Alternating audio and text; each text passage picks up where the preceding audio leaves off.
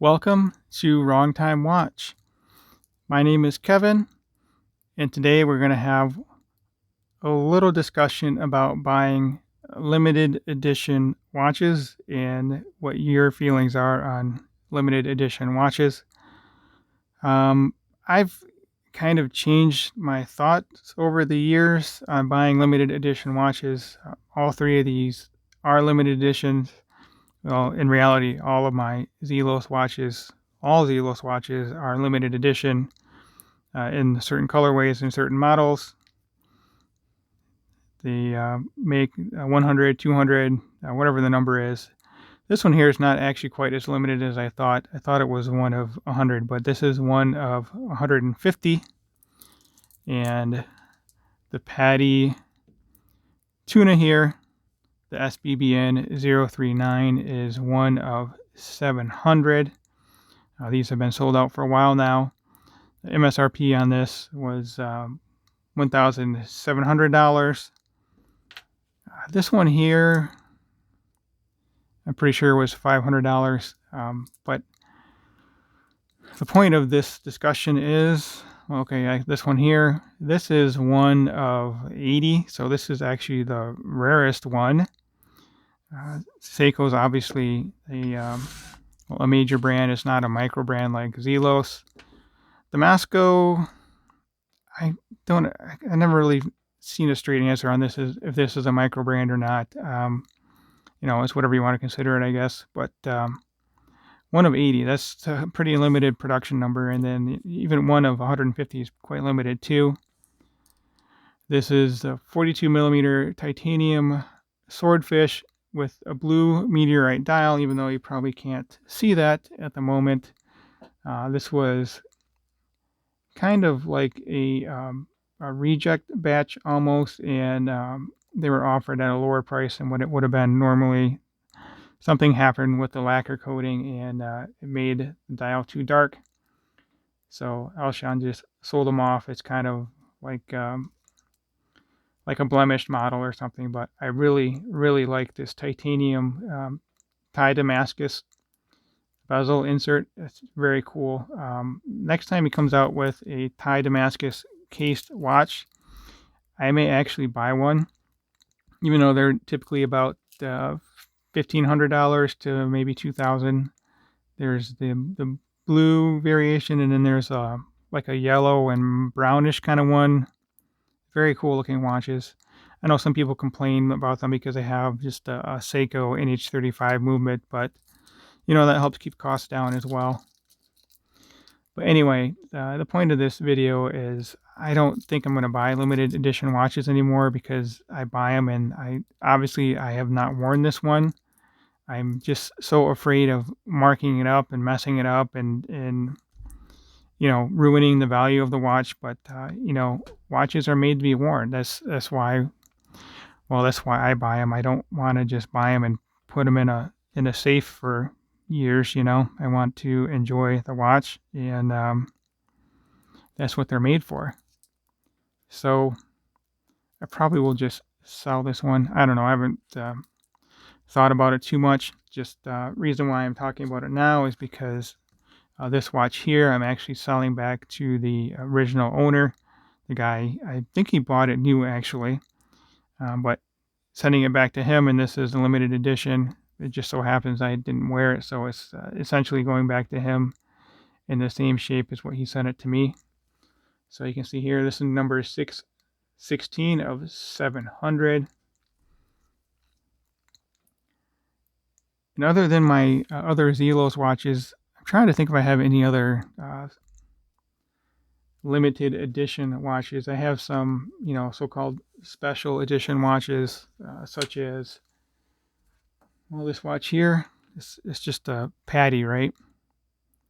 Also, I have a Patty Solar Tuna. It's considered a special edition, I think is what they call it. Yeah, right there. Seiko Special Edition. But that's not limited. And if it's a limited watch and it doesn't tell you what number it is, then it doesn't really mean much either, right? Like the oh, the G-Shock NASA 2020, 2021, the Budweiser, all those limited edition G-Shocks. It doesn't tell you what the number is on it, so you have no idea how many they made. And so yeah, but anyway, these are not the point of the video. So we'll set these back off to the side here. But when I buy a watch, I just want to wear it and just enjoy it. Such as this SKX 009. I've had this thing for at least 10 years now. I wouldn't say that I've abused it, but I definitely haven't been gentle with it either. Just I used to wear this watch all the time back when I had a much smaller watch collection, and I kind of would like to get back to that. This watch here is very cool. The Damasko with the Arabics usually are not loomed, just the little indices are loomed, and these Arabics are loomed, and it's a vintage loom.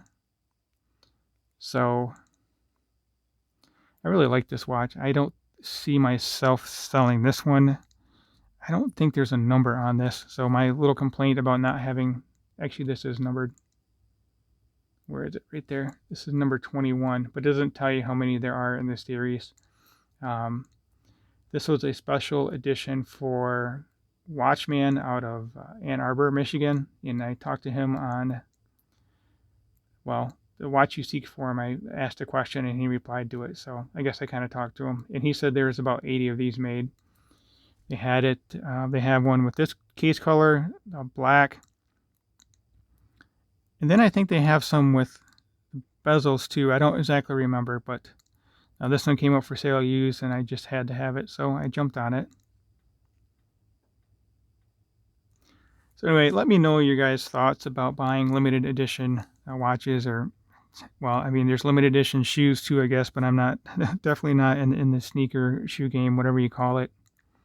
I'm sure there's whatever, all kinds of other hobbies. There's limited edition. So let me get each of these on wrist, and then we'll close it out with a Loom Shot wrist check if you're interested. Wearing this guy.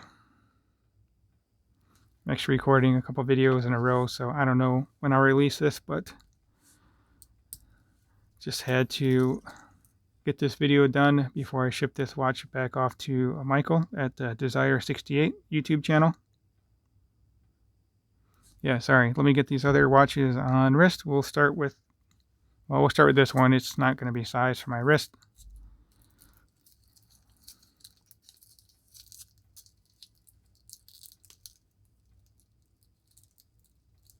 There we go. A 42 millimeter titanium Swordfish with all the links in it and plastic on it. Sapphire crystal, again, that titanium titanium Damascus bezel. That that yellow second hand is a nice pop of color as well. Very cool watch. I'm just not doing it any justice by keeping it in a box. Also, I forgot the male lug to lug's kind of long for my wrist. So anyway, let's put this one back to the side.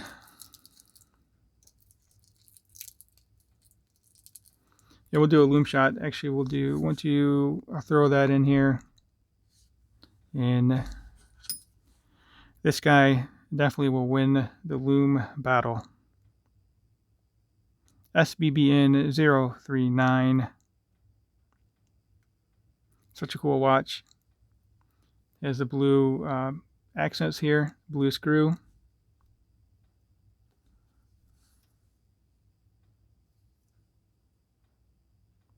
Yeah, very nice watch. 47.5 millimeter case diameter.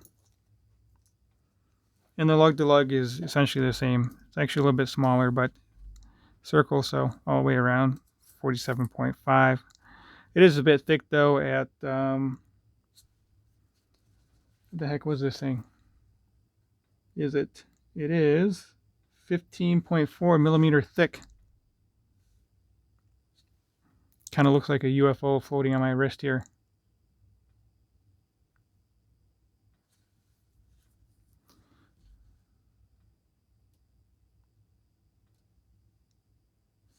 Very cool watch though. 300 meter water resistant.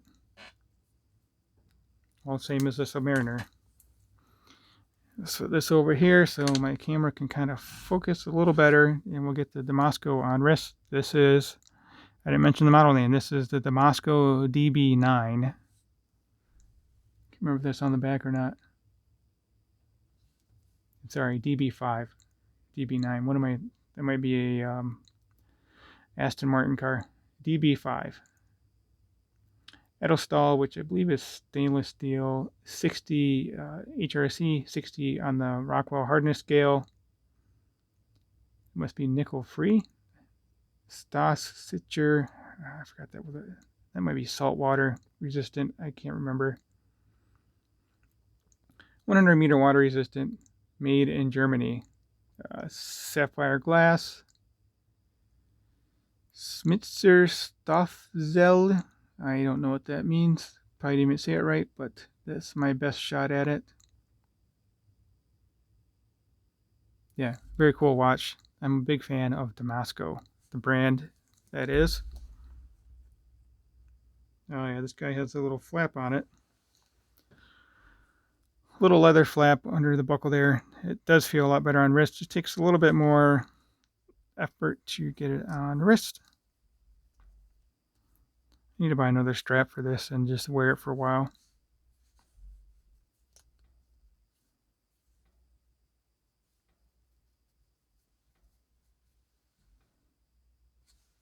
Yes, floating on my wrist. Gotta tighten it one more maybe without breaking anything.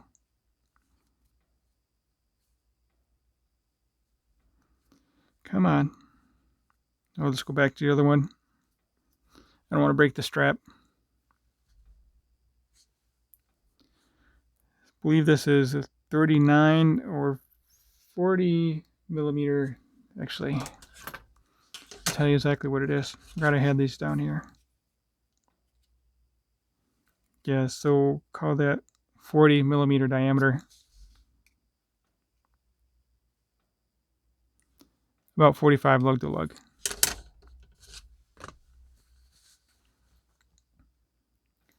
Yeah, what kind of strap would I put this on? Maybe I could do blue to accent that second hand, or black to match the dial. I don't know. I may have to play around with the straps. Do a strap show on this. But anyway, here it is on my wrist. We'll zoom out too. I guess I didn't do that for the other ones.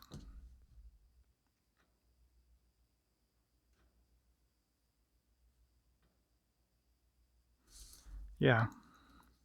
I got some other Damasko watches too. We'll talk about those another day. I'll just hold this on wrist.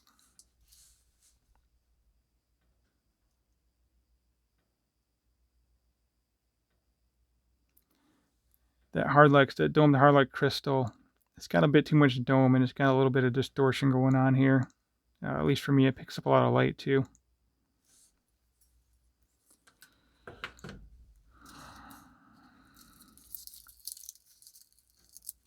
This titanium is really light, as you would expect, of course. Yeah, this looks a little bit too big on my wrist.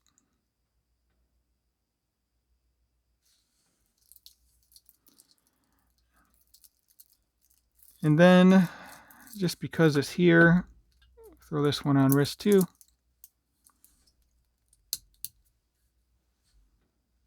Yeah, it doesn't look as big to me as the Swordfish does, but it does have the male end links. Actually, I'm curious. I've not measured this yet.